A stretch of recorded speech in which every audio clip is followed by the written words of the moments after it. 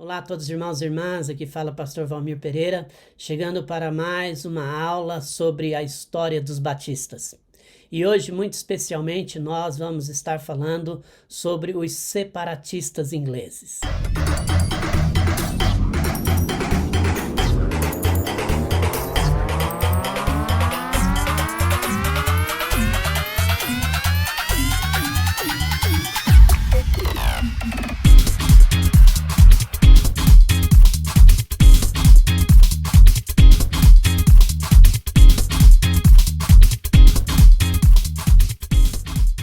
Nas aulas passadas, nós aprendemos um pouco sobre a teoria da sucessão orgânica, que diz que os batistas eles vêm desde os tempos de Jesus, que na verdade os batistas foram inaugurados com o ministério de Jesus, que passou os seus ensinos aos apóstolos, os apóstolos aos cristãos do primeiro século e assim sucessivamente até chegar nos dias de hoje.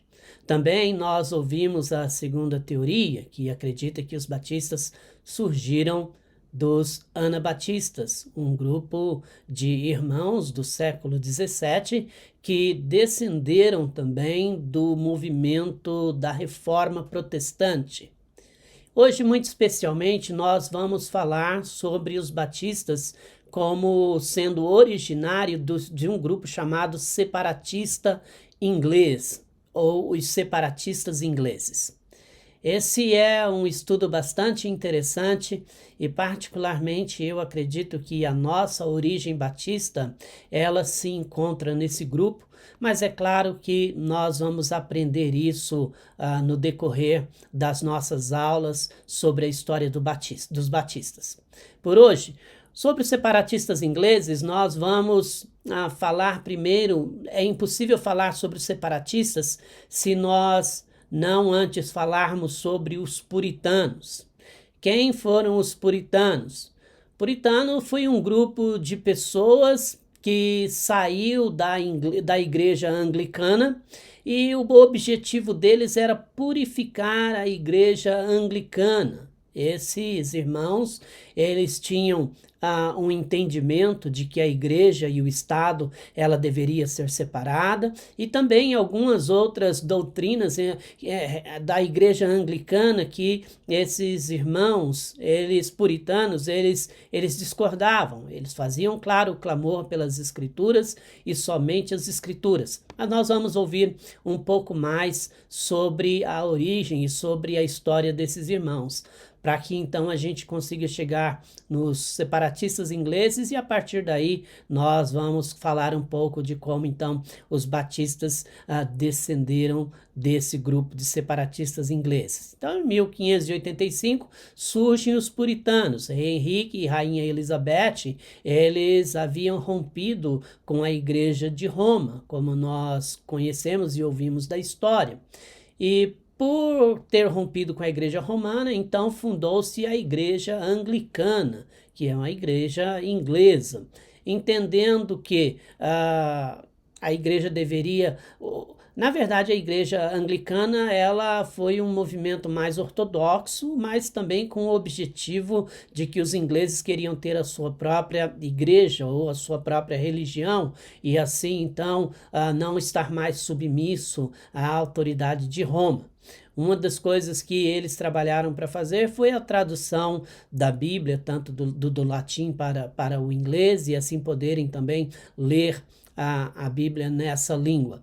A igreja inglesa, ela atendia apenas à burguesia, e esse foi um dos grandes estandartes aí dos puritanos. Eles entendiam que a igreja ela não poderia atender somente a uma elite, mas a igreja deveria atender a todos, a igreja deveria olhar principalmente para os pobres, para os necessitados, coisa que até o momento, então, a igreja anglicana não estava fazendo. Era sempre aquelas pessoas de classe média alta, classe alta, a burguesia da época.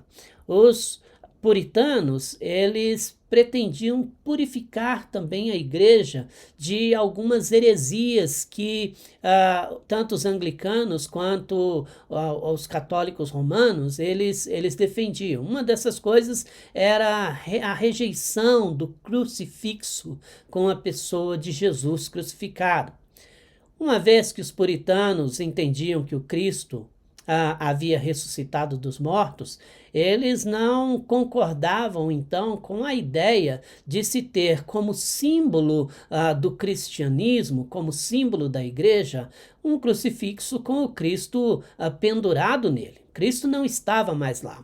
A igreja, tanto romana quanto anglicana, eles mantinham esse símbolo como parte do cristianismo, coisa que os puritanos, então, não concordavam e pretendiam, então, fazer a remoção de Cristo do crucifixo, deixando apenas a cruz como o símbolo do cristianismo.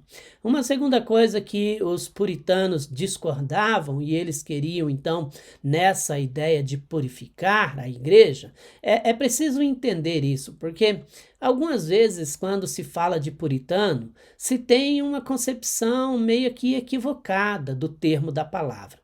O objetivo dos puritanos era purificar a igreja dessas heresias. Não era a intenção deles, como no sentido pejorativo que se é usado hoje, ser mais santo do que ninguém. Não era o objetivo deles entenderem que eles, então, eram puros. Não. O objetivo deles era purificar a igreja das práticas heréticas que ela vinha praticando, que ela vinha ensinando, inclusive, aos seus fiéis. E não só apenas o crucifixo, mas uma segunda coisa era a remoção da estátua de Maria do templo. Os puritanos entendiam que Maria teve o seu papel importante na história, como sendo aquela escolhida pelo Senhor Deus para que Jesus viesse ao mundo, mas Maria não poderia ser nenhum objeto de adoração, de veneração, porque Maria não tinha o poder de mediação entre o homem e Deus, e não tem o poder de mediação entre o homem e Deus. Não há nada de poderoso na pessoa, na figura de Maria, e os puritanos então entendiam isso, e eles eram contrários a esse tipo de adoração e de veneração por parte dos sacerdotes, dos fiéis, e também por ensinar esse tipo de prática na igreja.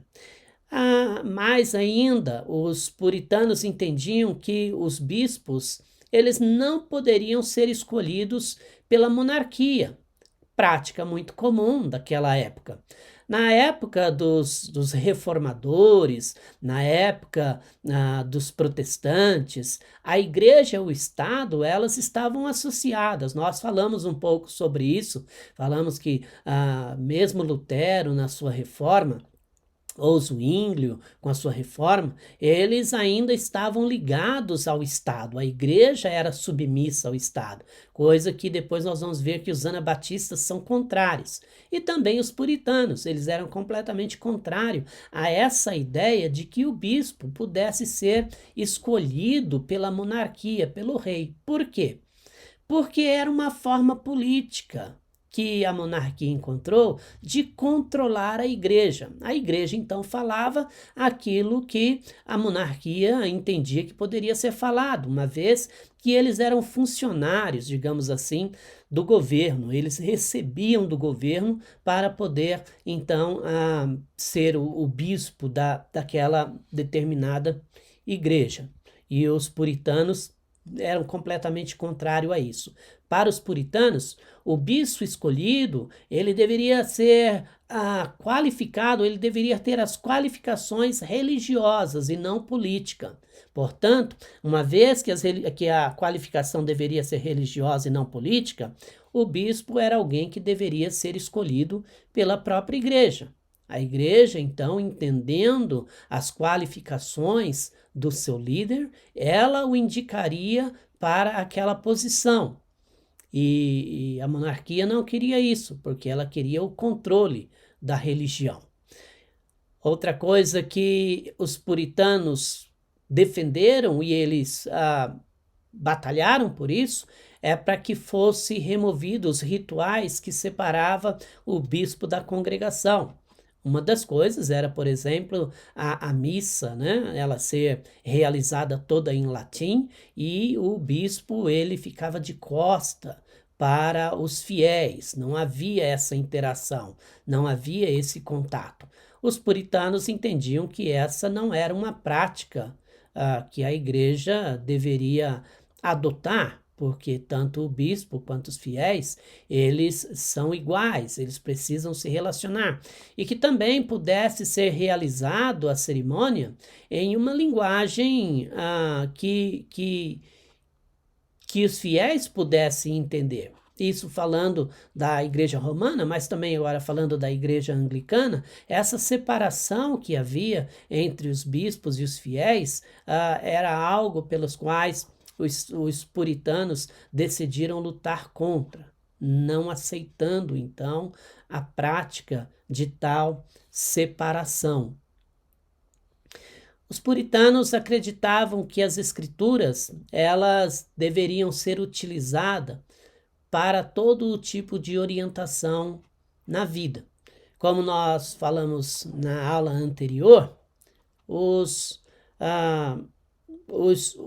anabatistas também acreditavam no uso das escrituras para todas as áreas da vida, coisa que tanto a igreja romana como a igreja anglicana enfatizavam mais o uso das escrituras apenas para a questão da salvação. As pessoas precisavam, claro, ter as escrituras e também estarem submissos aos rituais da igreja para que ela pudesse chegar à salvação.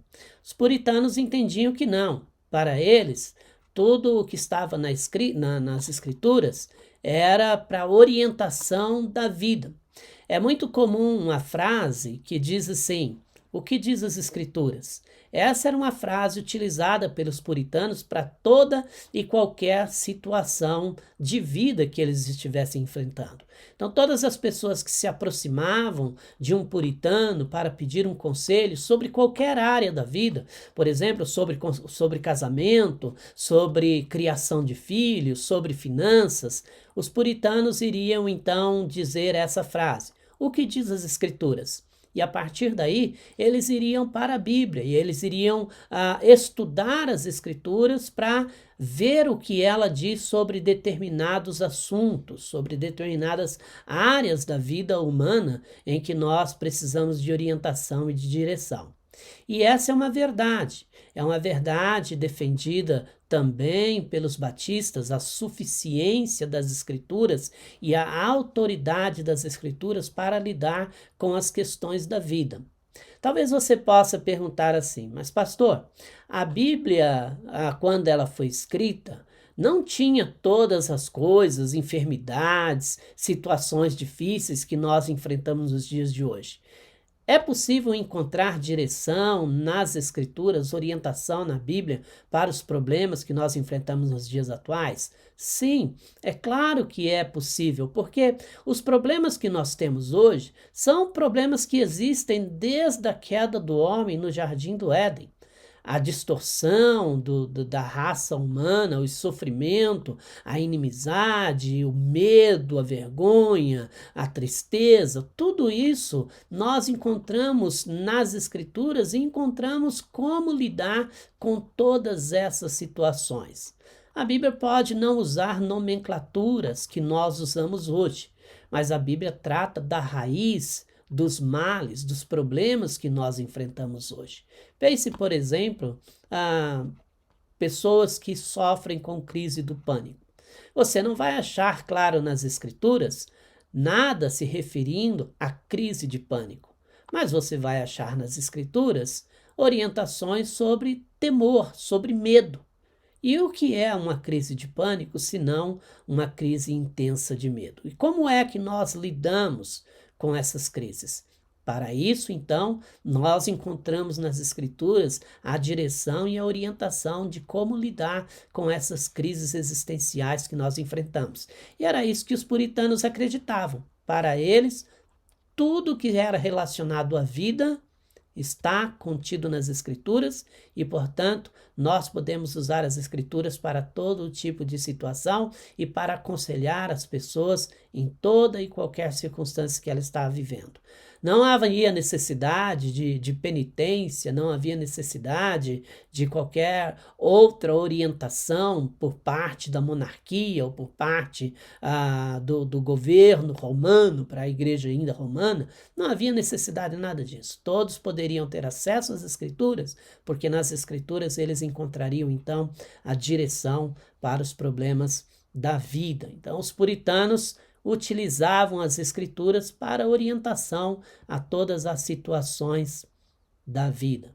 Como nós falamos, a Bíblia, apenas a Bíblia é a autoridade para a salvação. Essa era uma outra defesa dos puritanos que divergia, por exemplo, do ensino tanto romano quanto do ensino anglicano, que adicionava às Escrituras condições para que as pessoas pudessem ser salvas, como, por exemplo, ser batizado na igreja católica ou na igreja anglicana, porque senão era considerado um pagão, era considerado uma pessoa perdida, sem salvação. Então, a necessidade do batismo infantil, a necessidade de pertencer à igreja para a salvação. Olha, nós pertencemos a uma igreja porque nós somos salvos. Porque nós somos salvos, nós pertencemos a uma igreja, que é o corpo de Cristo, que é a noiva de Cristo, que foi inaugurada por Jesus. Mas nós não precisamos estar na igreja para ser salvo. Imagine, por exemplo, em alguns países fechados, onde não se tem igreja. Como é que uma pessoa pode ser salva num lugar como esse? Imagine aquelas pessoas que não podem ir à igreja por algum tipo de problema físico, por algum tipo de problema que a pessoa enfrente, talvez distância, como eu falei, talvez país fechado, talvez uma questão familiar. A pessoa não pode atender uma igreja. Então os puritanos acreditavam que a Bíblia ela era suficiente, era autoridade para a salvação. Não havia necessidade da pessoa estar diretamente associada à igreja A ou B para que ela pudesse ser salva. Como eu falei, uma vez que nós somos salvos, então nós vamos pertencer a uma igreja. Essa igreja ela pode ser uma grande catedral, como ela pode ser um pequeno grupo familiar que se reúne para buscar ao Senhor, para estudar as Escrituras, porque ainda não tem um lugar onde essas pessoas possam se ajuntar, ou talvez porque elas estejam impedidas de se ajuntar. Então, os puritanos, eles contrário às igrejas da época, eles entendiam que as Escrituras, nada além das Escrituras. Não havia necessidade, por exemplo, da comunhão, da ceia, ou da ceia, como nós falamos. Não é? Não havia necessidade. E tanto para uma igreja quanto a outra, naquela época, a pessoa que não participasse da ceia ou da comunhão, ela não tinha salvação, ela podia perder a salvação.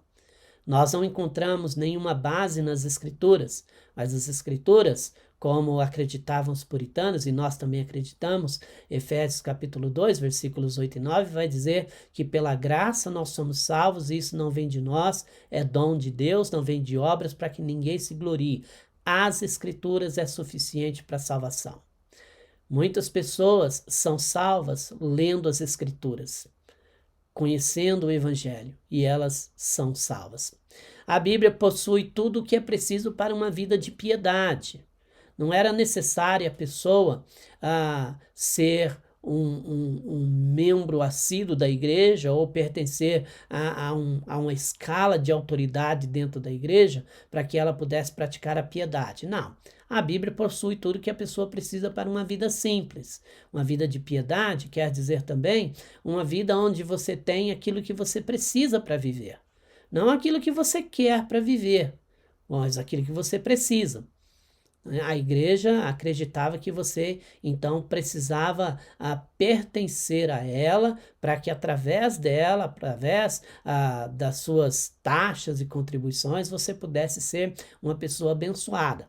Coisa que nós vemos muito nos nossos dias atuais, não é? A Bíblia não é suficiente para que você tenha uma vida de piedade. Você precisa pertencer à denominação Y ou X para que você possa ter uma vida de piedade. Na verdade, nem é uma vida de piedade que se ensina hoje, mas é uma vida de reino na terra. Nós não vamos encontrar isso nas Escrituras, e as Escrituras, ela não nos orienta a trabalhar por isso. Pelo contrário, a palavra do Senhor nos instrui a trabalharmos pela comida que não perece, não é? Aquela que permanece para a vida eterna. Pastor, é errado nós almejarmos e buscarmos conforto, buscarmos poder ter uma vida estável, tranquila? Não, não é errado. Você deve trabalhar para isso, você deve estudar para isso, você deve economizar para isso, você deve buscar de Deus sabedoria e direção para isso. Mas, se você tem a palavra do Senhor, você vai aprender a ter contentamento com aquilo que você tem. Se você não tiver nenhuma dessas coisas, você vai ter alegria no seu coração, porque a Bíblia te prepara para ter uma vida piedosa. Tanto uma vida simples, também como uma vida para que você seja piedoso e caridoso com outras pessoas.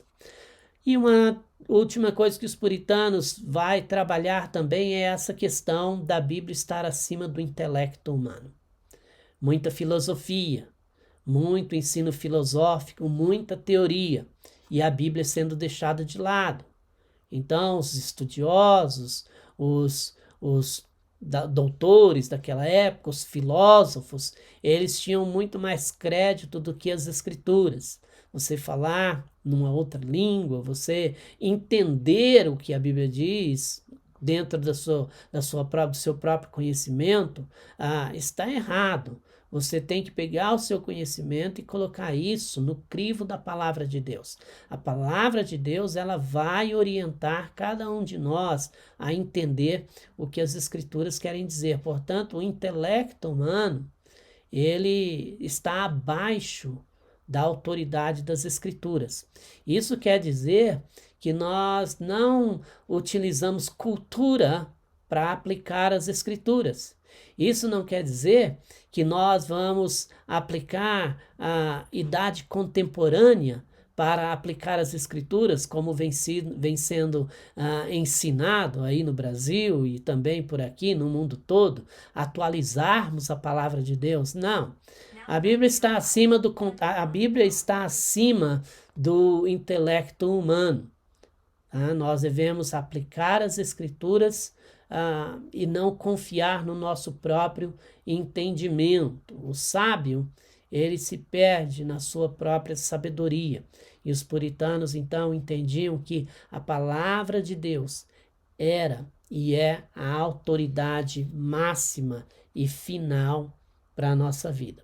Então, esse é um pouco aí da história dos puritanos, o que eles acreditavam, o que eles defendiam e por que eles são importantes para nós, antes mesmo até de falarmos sobre os separatistas, que é o tema da nossa aula de hoje. Vamos ver alguns importantes nomes entre os puritanos.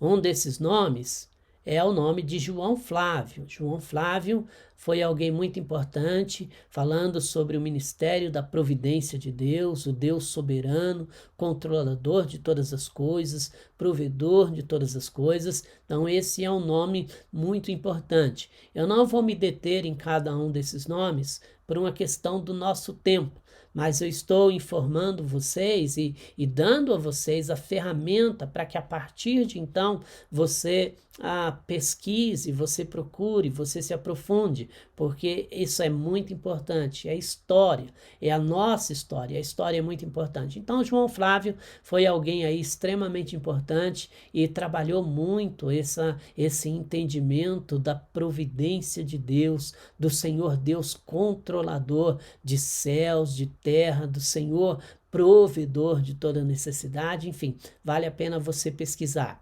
Um segundo nome é o nome de Jeremias Burroughs. Esse homem, ele também foi muito importante e uma das pérolas defendidas e escritas por Jeremias Burroughs sobre as questões existenciais, ele fala sobre a joia rara do contentamento cristão. Onde é que o crente encontra contentamento? Onde é que nós podemos encontrar contentamento para a nossa vida? É interessante isso, irmãos, porque nós perdemos um pouco o sentido do que é ter contentamento. E muitas pessoas têm contentamento quando ele tem as coisas que ele busca ou quando ele tem os bens materiais. E Jeremias, ele vai dizer que o nosso contentamento está no fato de nós aprendermos em toda e qualquer situação a estar contente. Estar contente não por aquilo que possuímos e nem por aquilo que não possuímos, mas estar contentes por causa do Deus que nós temos, do Senhor que nós servimos e por conta de saber que Ele se importa com a nossa vida. Esse homem foi muito usado pelo Senhor para trabalhar essa questão de contentamento na vida. Como nós precisamos aprender isso? Como nós precisamos aprender o que o apóstolo Paulo diz em Filipenses capítulo 4, na sua carta, ali acho que no versículo 10 ou 11, quando ele diz: em toda e qualquer circunstância eu aprendi a ter contentamento, eu aprendi a estar contente. Tanto sei fartura, como sei ter abundância, como sei ter escassez, tanto sei ter abundância, quanto sei padecer necessidade. Então, Jeremias Burroughs foi alguém muito importante entre os puritanos. Um terceiro homem, John Owen. John Owen trabalhou muito sobre a questão da mortificação do pecado na vida do cristão. Como é que nós devemos crucificar o velho homem e deixar que a nossa nova natureza em Cristo Jesus, ela resplandeça, porque é essa natureza que vai nos dar força, que vai nos ajudar na nossa caminhada. Então, John Owen, ele trabalhou muito sobre essa necessidade da mortificação do pecado para a nossa santificação, para o nosso processo de caminhada com Cristo, nosso Senhor. Então, vale a pena você também pesquisar John Owen, porque certamente você vai aprender muito, principalmente se você tem uma área na sua vida que te domina, uma área que te separa ou que pelo menos destrói a sua alegria da salvação, como Davi orou pedindo ao Senhor que restituísse a ele a alegria da salvação. Pode ser que exista alguma área na sua vida de domínio do pecado. Então, nós precisamos aprender a lidar com essas áreas e John Owen vai trabalhar bastante sobre essa questão da mortificação. Como é que você crucifica, como é que você morre para o pecado. John Owen trabalhou muito isso. Não há necessidade, por exemplo, de punição ou de penitência, coisa que era ministrado ou ensinado pela igreja, né? Por esse pecado você deve fazer isso, fazer aquilo, ou você deve pagar a indulgência para que você seja perdoado. John Owen vai dizer que nada disso é necessário. Mas nós temos sim, biblicamente, através das Escrituras, o poder de Deus para mortificar o pecado na nossa carne. John Bunyan você já deve ter ouvido, ele é muito famoso pelo histórico, né? Pelo livro O Peregrino. Na verdade, O Peregrino, ele é uma história de uma avaliação, alguns acreditam uma avaliação pessoal que John Bunyan estava fazendo na sua própria vida, do pecado, da luta que existe entre a carne e o espírito, aquela que o apóstolo Paulo vai mencionar em Gálatas, né? Existe essa luta ferrenha entre a carne e o espírito, os frutos da carne, os frutos do espírito. Então, John Bunyan, ele vai escrever esse livro, O Peregrino, e conta essa história, né, desse viajante. Enfim, eu não vou contar a história para você, eu acho que esse é um livro bem interessante, você deveria ler esse livro do John Bunyan, ok? Isso vai também te ajudar bastante, eu tenho certeza. E o nosso último puritano que eu vou falar é o Thomas Brooks. Thomas Brooks, ele é alguém que lidava muito com as questões espirituais, com esse aspecto da batalha espiritual, da guerra espiritual. E por isso ele escreve um livro chamado O Remédio Precioso contra os Conselhos de Satanás. Qual é o remédio precioso? A palavra de Deus. O remédio que Jesus utilizou no deserto, quando ele estava jejuando e orando, e quando ele foi então tentado por Satanás. Ele utilizou as escrituras. Então Thomas Brooks, ele escreve esse livro, e é um nome também bastante interessante que você deve pesquisar, porque eu tenho certeza que vai te ajudar a vencer as tentações da sua carne e as ciladas do diabo, né? Os conselhos, muitas vezes, de Satanás. É interessante isso, porque algumas vezes o diabo, ele nem precisa brigar conosco, ele só mostra o caminho e a gente vai sozinho. Os famosos conselhos, né? Aqueles conselhos que nos afastam do Senhor. Então, Thomas Brooks escreve esse livro, e eu aconselho você. Eu não sei se ele vai ter em português, talvez. Se tiver, vale a pena você pesquisar e você ler esse livro, porque ele é um material muito rico.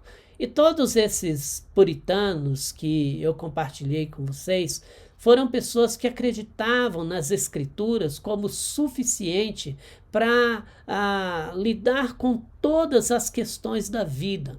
Hoje nós estamos procurando médicos, hoje nós estamos procurando psicólogos, hoje nós estamos procurando todo tipo de ajuda. Eu não estou dizendo que isso é errado. Você tem que procurar médico, se for necessário, você precisa sim conversar com um psicólogo, mas eu quero dizer uma coisa para você. Como crente em Jesus, a Bíblia tem resposta para tudo o que você precisa. Vá às Escrituras primeiro. Tente encontrar nas escrituras a direção e a orientação. Claro, se é um problema de ordem física, você deve ir para o médico imediatamente. O que eu estou falando aqui não é de questão física. Estou falando de questões emocionais. Estou falando de questões da alma. Tristeza, apatia, cansaço, desânimo, desencorajamento, depressão, medo, pânico. Sejam essas coisas, vai nas escrituras. Ouça o que a palavra do Senhor tem para te dizer. E eu tenho certeza que você vai encontrar remédios preciosos do Senhor. Então, esses são alguns puritanos do século XVI, XVII, que são algumas pessoas que se levantaram também contra as heresias da igreja e defenderam as escrituras acima do intelecto humano, acima da monarquia, acima dos interesses do homem. Então esse é um pouco um pano de fundo da história dos puritanos. Tá? E aí, então, nós chegamos aos separatistas ingleses. Esses irmãos e irmãs, ou irmãs e irmãos, como você preferir, eles foram um grupo de pessoas que saíram juntos. Ali alguns acreditam que eles emergiram dos puritanos. Outros acreditam que esse grupo ele estava junto, mas de uma forma separada ao mesmo tempo. Então eles surgem aí Primeiramente, os separatistas, eles são contrários à ideia da reforma. Aquela reforma protestante proposta por Lutero, proposta por Zwinglio, proposta por mesmo Calvin, John Calvino, os separatistas, eles não concordavam com essa reforma, porque era apenas uma reforma. Se mudasse algumas coisas, então eles poderiam continuar juntos. Separatistas não, eles entendiam que havia uma necessidade de se separar daquele movimento, de se separar de toda aquela cultura religiosa que havia se estabelecida por anos, por décadas, por séculos. Eles entendiam que não era só uma questão de reforma, mas era necessário um novo nascimento, né? Daí é onde os da teoria da sucessão orgânica acreditam que esse grupo sempre existiu. Então, os separatistas, eles vêm com essa ideia. Nós não concordamos com a questão da reforma, porque a reforma, ela não é suficiente. Outra coisa, eles disseram, nós também não concordamos com a ideia da purificação, aí contra os puritanos, né? Não adianta querer purificar a igreja de algumas coisas. É necessário que a igreja se separe completamente do Estado. Essa era a maior bandeira dos separatistas. Igreja e Estado completamente separado, de tal forma que mesmo o bispo, ele não tinha que receber salários da monarquia. Ele não tinha que receber salário do governo, porque se assim o fosse, ele era um empregado, ele era um funcionário do governo. Então, o separatista diz, olha, purificação também não é suficiente. É necessário que se haja algo muito mais profundo. É necessário que a gente se separe de todo esse sistema. Então vem a ideia dos separatistas, a igreja livre do Estado. A igreja não se submete a nenhuma autoridade governamental. Ela é livre e ela é independente. Acreditavam assim os separatistas. Acreditavam eles também que não era nem necessário a catedral, não era necessário o templo. Os irmãos poderiam se reunir em casas, de tal forma que não havia necessidade de toda aquela luxúria, de todo aqueles investimentos altos para se manter aquelas catedrais. Não, esses irmãos acreditavam que o evangelho é simples e o evangelho não está diretamente ligado a essa questão de uma estrutura física. Então eles acreditavam na igreja realmente completamente livre do Estado, autônoma, independente, sendo capaz de escolher o seu próprio ministro e sendo capaz de andar de acordo com aquilo que as escrituras dizem, não apenas purificando alguns excessos ou algumas heresias por parte da igreja, tanto católica quanto anglicana. A eliminação da hierarquia episcopal, essa era uma outra coisa que os separatistas entendiam que não era possível participar de reforma, participar de puritanismo, porque essa questão da hierarquia episcopal nunca foi tratada com a devida seriedade ou nunca foi vista como uma necessidade de um rompimento. Então não há hierarquia episcopal, de tal forma que você precise responder a um clero, de tal forma que você precise estar sujeito a subdivisões. Não, a igreja tinha que ser independente, uma igreja local, como são os batistas. Né? Os batistas são igrejas locais independentes, que respondem por si mesmos. Essa é a nossa maneira de crer, de entender. Então, os irmãos separatistas disseram, olha, não queremos nenhum contato mais, ou não queremos nenhuma parceria, tanto com os reformadores, quanto com os puritanos, porque, na verdade, eles estão reformando, estão purificando, mas ainda mantém alguns laços que não são bíblicos e que a igreja não pode estar submissa. Não a hierarquia episcopal. Cada igreja autônoma, independente, com autoridade para tomar as suas decisões. Independência da igreja local. Então, a igreja teria suas assembleias, os irmãos discutiriam as suas necessidades, eles discutiriam os seus planos, e aquela igreja local, ela teria autonomia de decisão, coisa que era diferente tanto na anglicana quanto na romana, coisas diferentes também dos movimentos reformadores e do movimento puritano. Ainda assim, havia essas hierarquias, coisas que os separatistas discordaram, né? A igreja local escolhe o seu próprio pastor.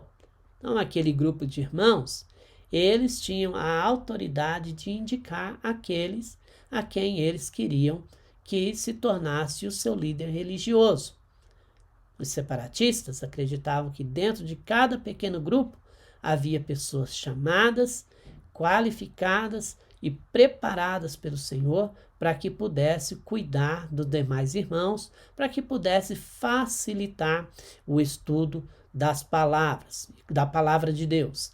E como eu disse já, eles também acreditavam que não eram necessárias grandes catedrais, mas que as reuniões deveriam ser feitas em casas, dispensando assim todo aquele investimento, todo aquele luxo, que acabava depois recaindo sobre os próprios fiéis, porque a igreja acabava taxando os fiéis, cobrando por cada coisa, por bênçãos, por tudo que faziam, para que ele pudesse cobrir os seus próprios gastos, o seu próprio luxo.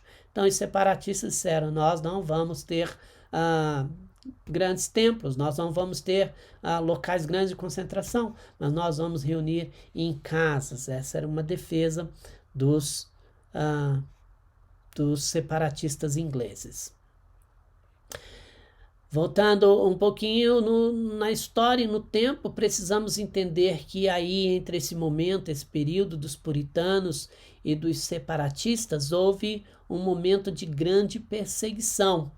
E a rainha Maria, conhecida também como Maria do Sangue, ela começa nesse tempo a perseguir cristãos e puritanos e separatistas, porque eles eram uma ameaça, tanto os puritanos por querer purificar a igreja de algumas práticas hereges, quanto os separatistas que defendiam a bandeira maior de separação do Estado e da igreja, uma igreja independente. Por conta disso, essa rainha Maria, em 1553, começou uma grande perseguição contra os cristãos puritanos e separatistas.